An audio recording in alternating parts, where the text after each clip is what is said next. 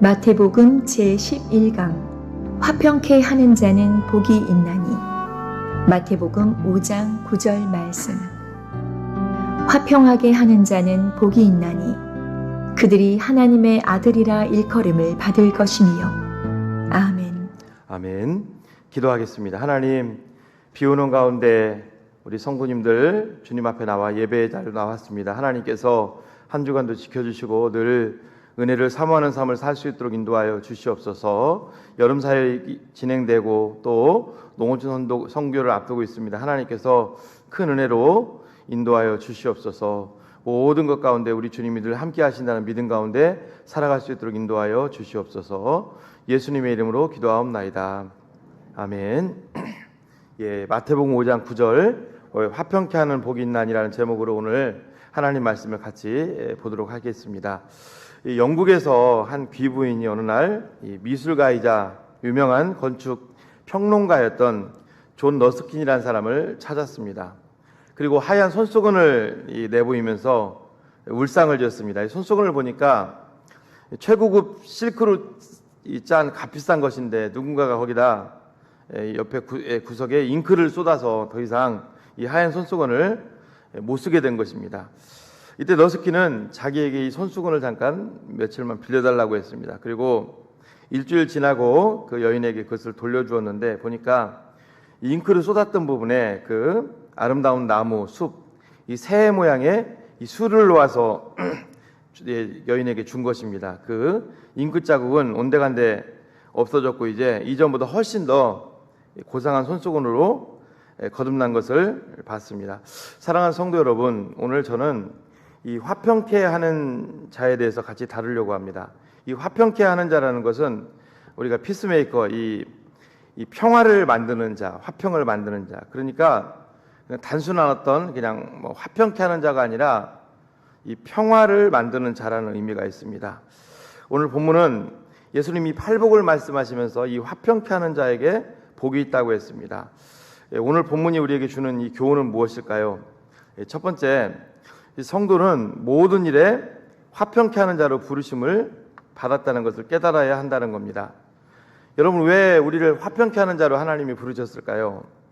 여러분, 이 세상은 원래 하나님이 처음 창조하셨을 때 죄가 들어오기 전에 모든 것이 다 화평 가운데 있었습니다. 하나님이 보시기에 좋았더라.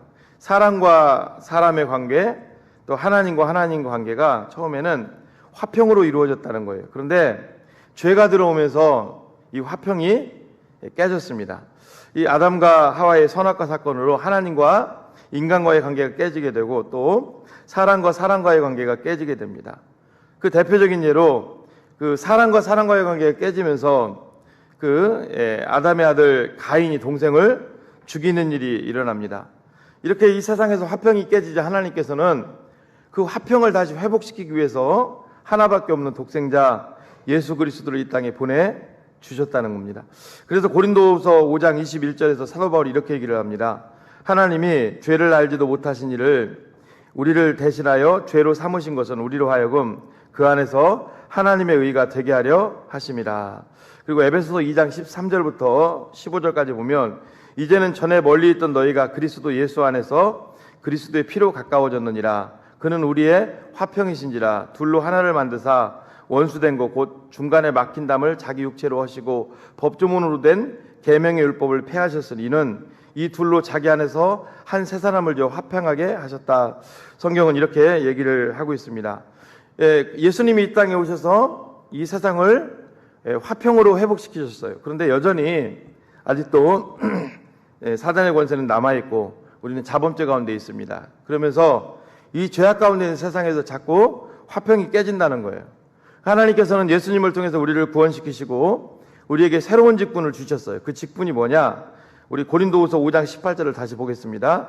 우리 같이 한번 읽겠습니다. 시작. 모든 것이 하나님께로서 났으며 그가 그리스도로 말미암아 우리를 자기와 화목하게 하시고 또 우리에게 화목하게 하는 직분을 주셨으니. 여러분, 우리 모두에게 하나님이 주신 직분이 바로 화목하게 하는 직분을 주셨다는 거예요. 그럼 이 화목하게 하는 직분을 어떻게 우리가 감당할 수 있을까요? 18절 앞부분을 보십시오. 모든 것이 하나님께로부터 났으며 이 하나님께로부터 모든 것이 낫다는 게 무슨 뜻이냐면 하나님의 주권을 우리가 인정하라는 거예요. 여러분, 사람은요, 왜 갈등 가운데 우리가 살게 되고 왜 우리의 화평이 깨질까요? 자기중심적인 거기 때문이에요. 자기중심적으로 보기 때문에 분쟁이 일어나고 갈등이 일어나고 화평이 깨지는 거예요. 그런데 모든 것을 하나님의 뜻으로 우리가 수용하게 되면 그걸 뛰어넘을 줄로 믿습니다. 여러분, 우리가 아무리 믿음이 좋다, 기도를 많이 한다, 헌신을 많이 한다 해도 우리가 보는 관점이 있는 거고 또 하나님이 우리를 보시는 관점이 있는 거예요. 저는 우리 성화의 삶을 사는 우리들에게 있어서 우리가 최고의 가치로 여겨야 되는 게 뭐냐면 내가 죽어지는 삶인 줄로 믿습니다. 그 십자가 앞에 내가 죽어지는 거예요. 그러니까 우리가 살면서 마지막에 우리의 믿음은 뭘로 판가름이 나느냐, 내가 얼마나 죽어졌느냐, 내가 얼마나 십자가 앞에. 여러분 보십시오. 5장 18절 얼마나 이게 어떻게 보면 이게 굉장히 과학적이고 논리적이에요. 모든 것이 하나님께로부터 낫다는 것을 믿을 때 우리는 화목해 하는 직분을 감당할 수 있다는 거예요. 왜 우리가 싸우고 왜 우리가 분열 가운데 있고 왜 우리가 그렇습니까? 어떻게 보면 인정하지 않으니까 이제 이런 것들이 되는 거죠. 사랑하는 성도 여러분, 하나님은 우리에게 이 화평케 하는 직분을 주셨다는 거예요. 그래서 로마서 12장 18절에 사도 바울이 이렇게 얘기를 합니다. 같이 한번 읽어봅니다. 시작. 할 수 있거든 너희로서는 모든 사람과 더불어 화목하라. 여기 이 화목하라는 단어는요, 헬라어 에이레뉴라는 단어입니다. 이게 동사인데 무슨 뜻이냐면 화평을 계속 이어가라는 거예요. 화평을 계속 지키라는 거예요. 사랑하는 여러분, 그렇습니다. 우리는 가정에서든 직장에서든 교회에서든 어디서든 늘 이 화평을 지켜가야 될 줄로 믿습니다. 마귀는 뭐 하는 존재일까요? 이걸 깨는 거예요, 마귀는. 우리는 지켜야 되고 하나님을 의지하고 마귀는 이걸 깨는 거예요. 여러분, 그러면 화평을 지키기 위해서 우리가 어떻게 해야 될까요? 세상 사람들도 여러분, 화평을 지키기를 원하지 화평을 깨기를 원하지는 않을 거예요. 내 힘으로 지키라는 게 아닙니다. 내 힘으로 여러분 화평케 하는 자는 복이 있나니 할 때가 내 힘으로 지키라는 게 아니에요. 이게 화평케 하는 자는 복이 있나니 이게 무슨 뜻이냐면 화평하게 할 수 없는 상황 속에서도 화평을 지키는데 우리가 힘쓰는 피스메이커가 되라는 건데 이게 내 힘으로 되는 게 아닙니다. 바로 예수 그리스도의 십자가를 의지하는 믿음으로 된다는 거예요. 여러분, 이것을 보여주는 것이 바로 저는 구약으로 좀 가겠습니다. 창세기 13장입니다. 여러분, 창세기 13장에 보면 애굽에서 나온 이제 그 처음에 가나안 땅에 들어갔다가 기근이 와서 아브라함이 다시 애굽으로 들어가죠. 애굽에서 다시 나온 이 아브라함과 조카 롯의 일행이 이제 가축을 치는데 목자들을 딱 세워서 목초지를 놓고 막 싸우는 거예요. 그 장면이 나옵니다. 그게 창세기 13장 6절로 7절 말씀이에요. 우리 같이 읽어볼까요? 시작. 그 땅이 그들이 동거하기에 넉넉하지 못하였으니 이는 그들의 소유가 많아서 동거할 수 없었음이니라. 그러므로 아브라함의 가축의 목자와 롯의 가축의 목자가 서로 다투고. 여기까지만 볼까요? 지금 어떤 상황이에요? 드디어 화평이 깨질 상황이 온 거예요. 그렇죠? 평안이 깨질 상황이 온 거예요. 그때 아브라함이 어떻게 나갑니까? 자, 창세기 13장 8절로 9절입니다. 읽어봅니다. 시작. 아브라함이 롯에게 이르되 우리는 한 친족이라 너나 내 목자나 네 목자나 서로 다투게 하지 말자. 내 앞에서 온 땅이 있지 아니하냐. 나를 떠나가라. 내가 좌하면 나는 우하고 내가 우하면 나는 좌하리라. 여러분, 참물도 위아래가 있는 거예요. 그렇죠? 원래 조카가 먼저 양보를 해야 되는데 아브라함이 양보를 먼저 하는 것을 보게 돼요. 우리 이 말씀을 보면서 뭘 깨닫게 됩니까? 원래 양보는요, 제가 일부 때는 그 얘기를 안 했는데 은혜를 더 많이 받는 사람, 많이 받은 사람이 하는 거예요. 믿습니까? 이 싸울 때 한쪽이 양보를 하면 싸움이 성립되지 않습니다. 근데 누가 양보를 해야 되느냐? 돈 많은 사람, 연장자가 양보를 많이 하는 것이 아니라 은혜를 많이 받은 사람, 내가 죽어진 사람이 먼저 양보해야 될 줄로 믿습니다. 한 명이 양보하면 절대 싸움은 일어나지 않습니다. 아브라함이 양보를 먼저 했습니다. 롯은 이걸 받아들이죠. 그리고 자, 롯은 이제 좋은 땅을 찾아갑니다. 소돔과 고모라 쪽으로. 그럼 아브라함은 이제 남은 땅을 찾아야 되잖아요. 그런데 놀라운 것은 성경에 아브라함이 그렇게 하지 않았다는 거예요. 우리 창세기 13장 12절을 또 읽어봅니다. 시작. 아브라함은 가나안 땅에 거주하였고 롯은 그 지역에 도시들에 머무르며 그 장막을 옮겨 소돔까지 이르렀더라. 롯은 지금 좋은 땅을 찾아 계속 가는 거예요. 더듬으면서. 근데 아브라함은 그 땅에 거주하였다. 그대로 있었다는 거예요. 하나님이 원래 그 머무르는 목축업을 하는 그 땅에, 비좁은 땅이죠. 이 거주하였다라는 말이 히브리어 야사브라는 동사인데 이게 그냥 머물러 있다는 거예요. 여러분, 오늘 이 여기까지 말씀만 보면은요, 이 성경 이 창세기 13장이 하는 게 다툼이 왔을 때 아브라함이 그냥 양보해서 끝났다 이걸로 보이는데, 양보할 수 있었던 이유가 이제 그다음부터 나와요. 아브라함이 어떻게 연장자인데도 양보할 수 있었을까? 이것을, 자, 우리 13장, 창세기 13장 14절로 15절을 같이 한번 읽어봅니다. 시작. 롯이 아브라함을 떠난 후에 여호와께서 아브라함에게 이르시되 너는 눈을 들어 너희 있는 곳에서 북쪽과 남쪽 그리고 동쪽과 서쪽을 바라보라. 보이는 땅을 내가 너와 내 자손에게 주리니 영원히 이르리라. 그 이유는 제가 안 가지고 왔지만 이 말씀이 딱 임하니까 아브라함이 그때 움직이는 거예요.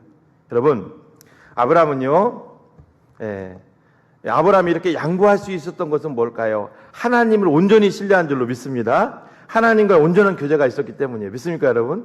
하나님을 신뢰했기 때문에 이 화평케 하는 이 피스메이커가 될 수 있었다는 거예요. 오늘 우리들도 마찬가지입니다. 여러분, 내 힘으로 화평을 힘쓰는 사람들은 세상 사람들도 할 수 있어요. 선천적으로 타고난 온유 가운데 있는 사람도 얼마든지 할 수 있어요. 근데 오늘 성경이 말하고자 하는 것은 뭐냐면, 화평케 하는 자는 바로 예수 그리스도의 십자가의 공로로 우리가 주님을 더 의지할 때 그 힘을 가지고 우리는 화평케 하는 자가 되어야 될 줄로 믿습니다. 그것을 성경이 얘기하고 있는 거예요.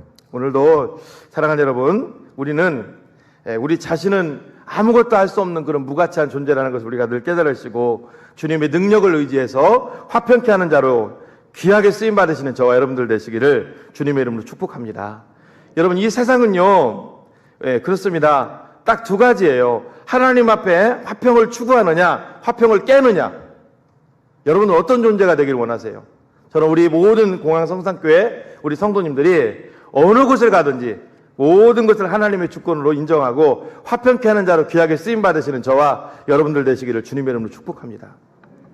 제가 이제 우리 교회에 왔어요. 우리 교회에 왔는데 제가 A, B로 자꾸 편가르기를 하고 분쟁을 조장하면 그건 하나님 뜻이 아닙니다. 그거 사역하면 안 돼요. 오히려 힘들었던 것도 모으어야 되는 거예요. 어떤 며느리가 있는데, 그 시아버지하고 시어머니하고 사이가 좀 안 좋았어요. 근데 며느리가 들어갔단 말이에요. 근데 상황이 더 안 좋아졌어요. 나중에는 그 시아버지는 큰아들 집으로 가버리고, 시어머니는 작은아들 집으로 그렇죠. 시어머니는 작은아버지 아들 집으로 가버렸대요. 그렇게 하면 안 된다는 거예요. 항상 기억하십시오. 우리 모든 성도들은 여러분, 화평케 하는 자로 쓰임받아야 될 줄로 믿습니다. 이게 정말 귀한 거예요. 여러분들이 있던 모든 빈자리가, 어려운 빈자리가 여러분들로 말미암아 오히려 회복되고 은혜가 넘치는 자리가 되기를 주님의 이름으로 축복합니다. 어떤 목장이 있어요. 그 목장이 지금 사분유월되기 직전이에요. 근데 여러분들이 그 자리에 들어가서 그 목장이 회복되는 놀라운 역사가 일어나는 거예요. 이게 바로 화평케 되는 자라는 거예요. 믿습니까, 여러분? 우리 그리스도인들, 여러분, 로마 시대 때 그 로마의 그 왕부터 시작해서 수많은 사람들이 크리스찬을 자꾸 그 배우자로 맞이하려고 했던 이유가 뭐냐면 그리스도인들이 달랐기 때문이에요. 뭔가 달랐기 때문에 그들을 배우자로 맞이하려고 했다. 우리는 세상 사람들은 지금 어떻습니까? 자기중심적이고 조금만 마음에 안 들어도 그냥 화평을 깨고 그러는데 우리는 화평을 회복하는, 화평케 하는 자로 우리가 나아가야 될 줄로 믿습니다. 둘째, 또 읽어봅니다. 시작. 화평케 하는 삶은 예수님의 지상명령에 동참하는 가장 확실한 길이라는 거예요. 우리 마태복음 5장 9절을 다시 한번 읽어봅니다. 시작. 화평하게 하는 자는 복이 있나니 그들이 하나님의 아들이라 일컬음을 받을 것이며, 여기 하나님의 아들이라는 것은 원어로 보면 무슨 뜻이냐면 하나님의 자녀의 합당한 자로 인정함을 받는다는 뜻입니다. 여러분, 보십시오. 우리가 지금 하는 모든 일들이 우리는 하나님의 뜻이라고 생각을 하고 일을 해요. 근데 우리 일생에 우리가 하는 모든 일들이 다 하나님의 뜻일까요? 아닐 수도 있다는 거예요. 맞죠? 맞죠, 여러분? 여러분, 사도 바울도 그렇게 일선에서 하나님의 뜻대로 살려고 발버둥을 쳤던 사도 바울도 그 유럽에서 복음을 전하다가 아시아 쪽으로 가려고 했어요. 근데 하나님이 꿈을 통해서 그 내 뜻이 아니다. 마케도니아 환상을 통해서 다시 유럽으로 유턴하게 하잖아요. 바울도 그랬다면 우리도 우리가 하는 모든 교회의 일, 신앙의 여정, 모든 것도 우리는 우리 딴에서 다 하나님께 기쁨이 되고 하나님께 영광이 되기 위해서 하는데 아닐 수도 있다는 거예요. 그런데 내가 인정하지 않던 내가 인정하던 하나님의 분명한 뜻이 하나 있는 것이 있는데 그게 바로 화평케 하는 삶이에요. 여러분, 예수님도 이 땅에 오실 때 화평케 하는 자로 오셨고 우리에게 예수님이 주신 마지막 명령이 뭐냐면 화평케 하는 자로 쓰임받으라는 거예요. 여러분, 이 화평케 하는 삶은 100% 하나님의 뜻입니다. 믿습니까? 교회와 가정과 어디서든 여러분들이 피스메이커가 되는 것 삶은 그 하나님의 뜻이에요. 그럼 하나님의 뜻대로 가면은 뭐가 있다는 거예요? 마지막에 상이 있습니다. 상이. 제가 말씀을 드렸죠? 우리가 하는 모든 일이 다 하나님의 뜻이라고 볼 수는 없어요. 우리는 하나님의 뜻이라고 하는데 아닌 것은 상이 없는 거예요. 잘못된 거예요. 하나님의 뜻이 아니기 때문에. 근데 화평케 하는 삶만큼은 하나님의 뜻이라는 거예요. 그걸 주님이 얘기하는 거예요. 여러분, 그 누가복음 21장 51절에 보면 그 앞뒤를 보면 어떤 게 있냐면 가룟 유다가 예수님을 배반하고 나가서 예수님을 파는 장면이 나옵니다. 그때 이제 가룟 유다가 예수님 붙잡으러 왔을 때 베드로가 너무 화가 나니까 대제사장의 종 말고라는 사람의 귀를 떨어뜨리죠. 그때 이제 22장 51절을 보면 예수님이 이렇게 얘기를 합니다. 예수께서 일러 이르시되 이것까지 참으라 하시고 그 귀를 만져 낫게 하시더라. 그 예수님의 사역을 보면 어디를 가든지 예수님은 화평을 추구하셨다는 겁니다. 화평을. 늘 화평을 추구하셨어요. 사랑하는 여러분, 그런데 이 우리가 화평을 추구하며 산다는 것이 쉬울까요? 아까도 얘기 드렸지만 굉장히 어렵습니다. 이 마태복음 7장 24절을 한번 띄워줄까요? 모래 위에 지은 집과 반석 위에 지은 집 얘기가 나오는데 같이 한번 읽어보겠습니다. 시작. 그러므로 누구든지 나의 이 말을 듣고 행하는 자는 그 집을 반석 위에 지은 지혜로운 사람 같으니. 이게 모래 위에 지은 집, 반석 위에 지은 집을 알려면 우리나라에서는 이게 이해가 안 가요. 제가 이스라엘 다녀보니까 이해가 가더라고요. 이스라엘은 여러분 높은 산에 그 집들이 많아요. 우리나라는 거의 없잖아요. 산에 집들을 많이 지었더라고요. 속으로 그런 생각을 해봤어요. 산에 집을 저렇게 어떻게 지었을까? 그러니까 사람들이 산에 집을 지으려면 건축자들을 가지고 올려야 되겠죠. 그럼 인건비가 많이 들고 굉장히 힘들 거 아니에요. 그러다 보니까 쉽지 않으니까 다 밑에다 짓는 거예요. 근데 이제 이른 비 늦은 비가 이제 오면서 이렇게 막 쓸려 나가는 거죠. 그래서 그 산 위에다가 이 반석 위에다 짓는다는 게 이제 뭐냐면 그 밑에다 짓는 게 아니라 이제 위에 그 딱딱한 바위에다 짓는 건데 그 기초에 놓고 우리 삶도 마찬가지라. 여기 나의 이 말을 듣고 행하는 자, 이게 우리가 하나님 말씀대로 사는 게 여러분 어려울까요? 쉬울까요? 어려워요. 어려우니까 우리가 못 지키는 거예요. 이게. 그러면 화평케 하는 자의 삶은 뭘까요? 이거랑 똑같은 거예요. 마태복음 7장 24절 나의 이 말을 듣고 행하는 자. 그러니까 하나님의 뜻대로 사는 게 어려운데 어렵기 때문에 그 길을 가는 자에게 복이 있는 거예요. 믿습니까? 이게 하나님의 자녀로 하나님의 아들이라 인정을 받는다는 거예요. 그래서 여러분 마태복음 5장 39절로 42절에 보면 예수님이 제자들에게 이런 또 교훈을 주셨어요. 내 오른편 뺨을 치는 자에게는 왼뺨을 돌려대라. 너에게 속옷을 가지고자 하면 겉옷까지도 주어라. 이건 여러분 세상의 논리가 아니거든요. 누가 나의 오른편 뺨을 때리면 나도 그 사람을 2번 때려줘야 돼요. 그렇죠? 속옷을 달라고 하면 못 주는 게 세상의 논리예요. 여러분. 그러나 우리는 여러분 이 땅을 살아가면서 우리는 어떻습니까? 화평케 하는 자로 우리가 부름을 받은 그 직분을 가진 자로서 우리가 이 세상에서 여러분 세상의 논리와는 다르지만 어떻습니까? 이 세상에서 화평케 하는 삶을 살면은 하나님의 아들이 되는, 예수님이 된다는 게 아니라 하나님의 자녀로서 인정을 하나님의 자녀라는 건 뭐예요, 여러분? 또 뒤에 바울이 그런 얘기를 했습니다. 상속자라 그랬습니다. 하나님의 자녀면 상속자다. 우리에게는 상급이 있다는 거예요. 그렇기 때문에 우리는 화평케 하는 직분을 감당해야 된다는 거예요. 사랑하는 성도 여러분, 오늘 교회에서 오늘 이 설교를 들으면서 사람들과의 혹시 갈등이 있는 분들, 또 사회에서 갈등이 있는 분들, 가정에서 갈등이 있는 분들은 내려놓으셔야 됩니다. 여러분, 하나님께서 우리에게 주신 직분이 바로 화평케 하는 직분을 주셨기 때문이에요.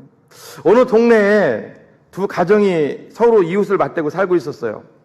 근데 한 집은 대가족이에요. 시부모까지 다 모시고 사는 대가족이고, 한 집은 결혼한 지 얼마 안 된 딱 젊은 부부가, 신혼부부가 살고 있었어요. 근데 대가족인 집에서는 늘 그 웃음꽃이 피어나고 좋은 분위기에서 살아가는데, 젊은 신혼부부가 사는 집은 가보면 매일 거의 싸우는 거예요.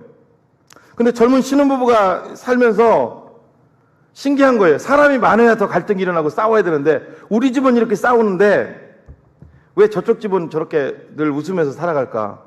그래서 과일을 사가지고 아빠, 그 집에 이제 가정 아빠를 찾아갔어요. 그랬더니 가장이 비결을 알려달라고 하니까, 비결은 간단합니다.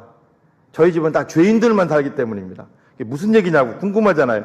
예? 죄인들만 살아서 안 싸운다고요? 그러면서 오늘 아침에 있었던 일을 하나 얘기를 해주는 거예요. 여러분들 잘 들어보십시오. 내가 어떤 사람들인지 한번 평가해 보십시오. 오늘 아침에 이 아이가, 이 초등학교 이제 그 아이가 늦잠을 잔 거예요. 엄마가 깨워 늦잠을 자가지고 학교에 늦었어요. 그래서 막 이제 학교 막 그 가방을 막 챙기고 막 이제 가다가, 그 집에 그 아끼는 유리로 된 고급 그 장식품이 이제 책상 위에 아마 있었던 모양이에요. 그걸 떨어뜨리면서 이렇게 깨져버렸어요. 그 비싼 게. 외국에 사온 게. 그때 아빠가 딱 나섭니다. 나서가지고, 아, 미안하다고. 내가 이걸 봤는데, 내가 좀 더 일찍 일어나 이걸 이걸 좀 내가 급하게 출근 준비한다고 이걸 좀 내가 이쪽으로 치웠어야 하는데, 내 잘못이라고. 나 때문에 이런 일이 일어났다고. 그때 엄마가 또 나오는 거예요. 아니, 여보, 내가 잘못했다고. 내가 조금 더 일찍 일어나서 우리 아이를 깨웠으면은 이런 일이 안 일어났을 텐데, 내가 늦잠을 나도 자버리는 바람에 이런 일이 일어났다고. 그때 시어머니가 또 딱 나오는 거예요. 아니라고. 얘야, 나이는 내가 잘못이라. 나의 잘못은 내가 전부터 그것을 봤는데 떨어질 것 같은데 그걸 그대로 놔뒀다고. 그래서 내 잘못이라고. 시어머니는 내가 잘못이라고. 그때 시아버지가 또 나와서 하시는 말씀이, 아니, 내가 용돈 좀 있는데 이걸 가지고 더 좋은 걸 사다 놓을 테니까 우리 좀 아쉬웠더라도 잘 우리 넘어갔으면 좋겠다고. 얼마나 이게 평화로운 과정이에요.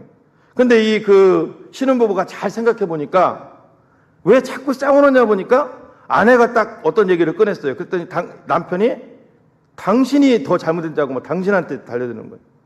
또 남편이 무슨 얘기를 하면 당신의 꼬라지를 보라고, 지금까지 한 걸 보라고 막 하는 거예요. 그러니까 싸움이 일어날 수가 없는 거예요.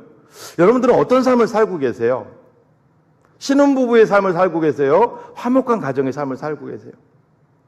예수님이 말씀하신 게, 이 화평케 하는 직분이 여러분, 이 많은 사람, 이 대가족이 모여 사는 그 가정, 그걸 얘기하는 겁니다. 우리도 여러분 어디를 가든지 우리는 싸움하는 곳에 들어가서 말리는 사람이지 싸움을 조정하는 사람이 되어서는 안 될 줄로 믿습니다. 항상 여러분 마태복음 5장 44절을 한번 띄워줘 보실까요? 예수님이 이런 말씀하셨어요. 나는 너희에게 이르노니, 제가 읽어드릴게요. 나는 너희에게 이르노니 너희 원수를 사랑하며 너희를 박해하는 자를 위해서 기도하라. 여러분, 원수 사랑할 수 있어요? 원수 사랑할 수 없습니다. 원수 사랑한다는 것은 그게 화평케 하는 자예요. 사랑할 수 없기 때문에 산 위에 집을 짓는 것 같은 수구가 수반돼야 되겠죠. 그러니까 상급이 있는 거예요. 원수 사랑할 수 없다고요. 너희를 박해하는 자, 위에서 여러분 너희를 핍박하는 자, 너 힘들게 하는 자, 그를 위해서 기도할 수 있어요? 못한다고요.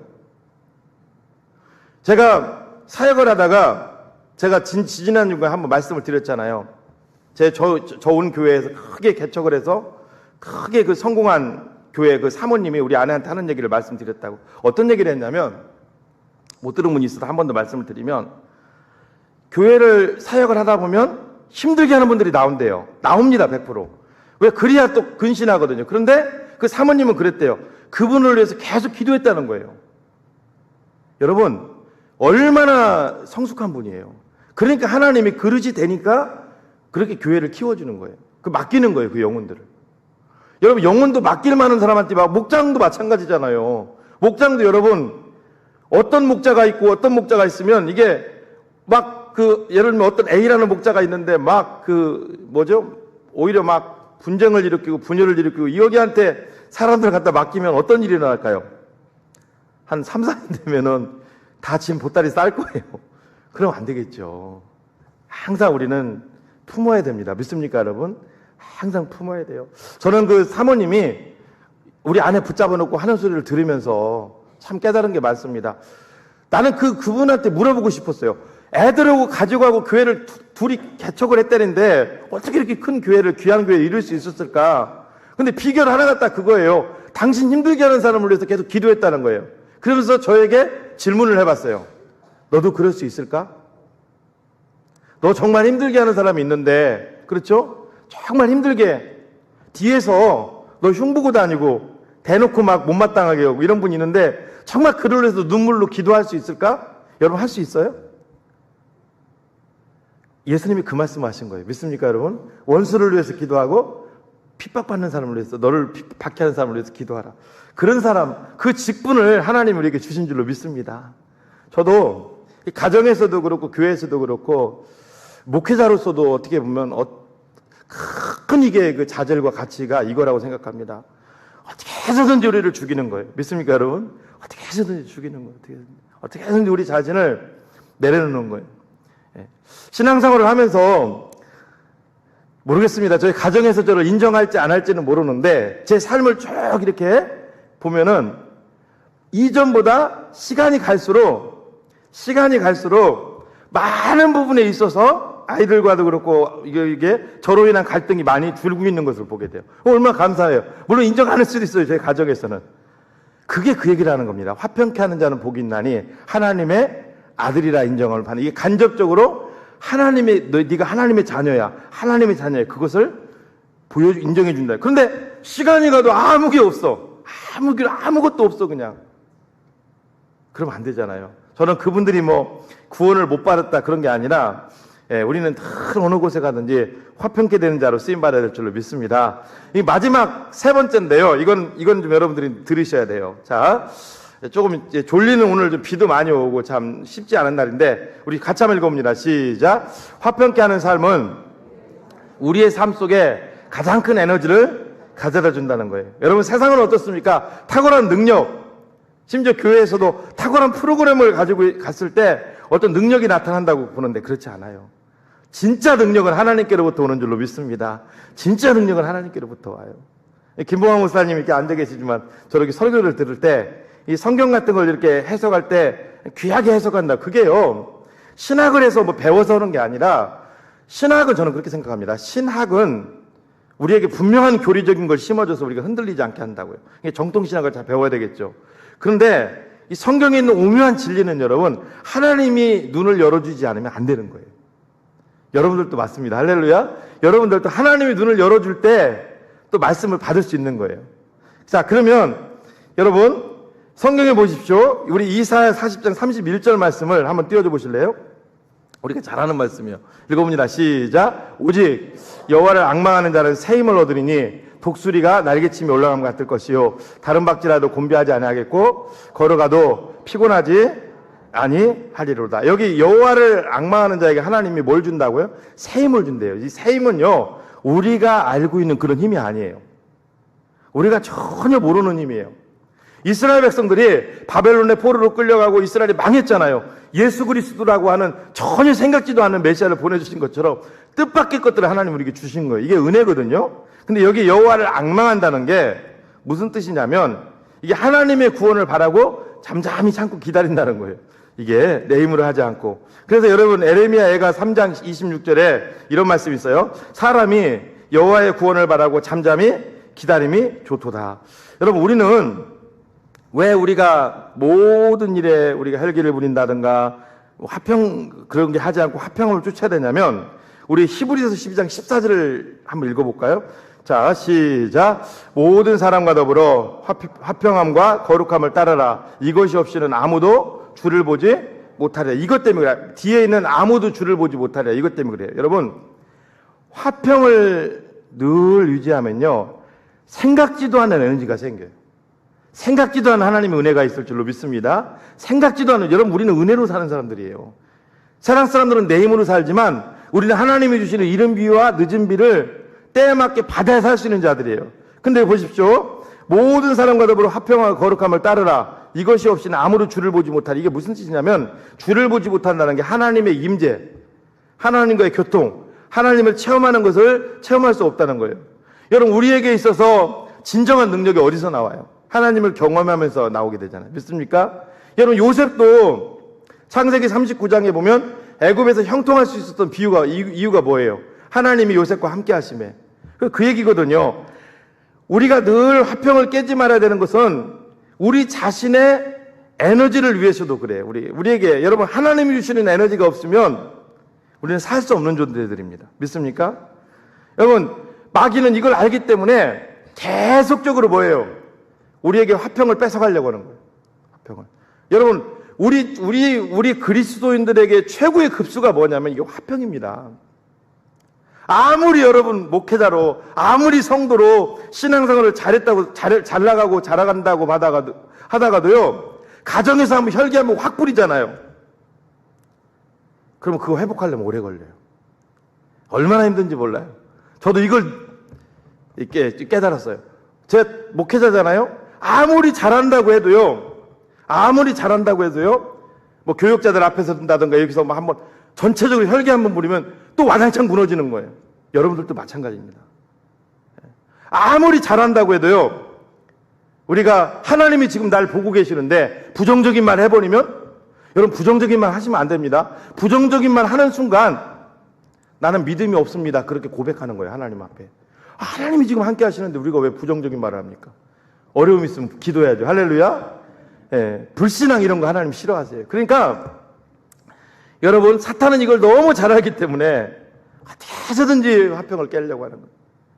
그래서 그런 얘기 하잖아요. 예, 화가 머리끝까지 나는 일 있으면 그 자리를 좀 피하라고. 피했다가 다시 좀 삭히면 들으라고. 여러분, 가정에서도 마찬가지입니다. 절대 여러분 화평을 끝까지 지키시는 저와 여러분들 되시기를 바랍니다. 사무엘상 17장에 보면 어떤 내용이 있냐면요, 다윗이 아버지 심부름을 받아서 형들이 지금 그 골리앗 부대와 지금 전쟁하고 있잖아요. 지금 어떻게 하는지 지금 이새가 갔다 오라 그래서 도시락 싸고 가잖아요. 근데 가보니까 사울과 이스라엘 부대를 향해서 막 골리앗이, 블레셋이 막 온갖 말을 막 쏟아내놓는 거예요. 하나님을 모욕하고 이스라엘 군대를 모욕하고. 다윗이 너무 화가 나니까 이놈들이 누군데 사신 하나님 여호와를 모욕하냐고.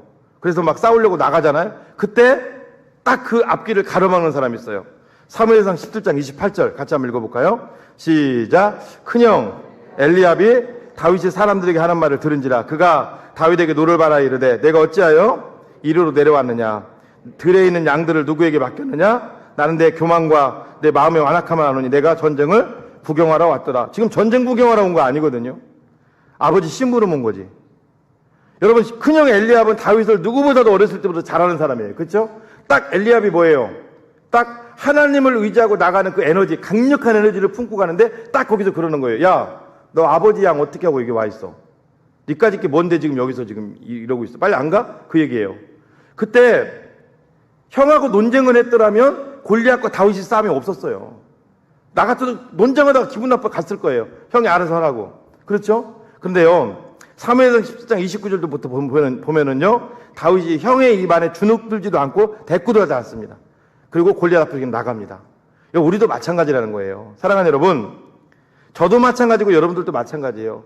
이게 하나님의 일을 하다 보면은요, 계속적으로 가로막는 요인들이 있어요. 계속적으로. 없습니까? 있습니다. 가정에서도 싸움을 부추기고요. 그렇죠? 사람들에게도 싸움을 부추기고요. 막 중상모략이 오고요. 하지 않은 거. 계속 그럽니다. 그 이유는 하나예요. 저와 여러분들 속에 있는 이 화평을 깨려고 하는 거예요. 하나님의 놀라운 능력은 이 화평을 타고 역사하거든요. 할렐루야. 하나님이 꼭 여러분 잊어버리시면 안 됩니다. 제가 이 세 번째 꼭 가져가시라는 게 여러분 가정에 하나님이 이른 비와 늦은 비를 내려주셔야 돼요. 믿습니까, 여러분? 하나님이 은혜를 내려주셔야 돼요. 여러분, 이 땅을 살면서 우리 힘으로 할 수 있는 것도 있지만 우리 힘으로 안 되는 게 훨씬 더 많아요. 모든 것을 하나님이 열어주셔야 돼요. 그런데 그 강력한 힘은 어디서 나오느냐? 하나님께로부터 오는 거예요. 근데 화평이 깨지면은 차단돼 버려요, 그게.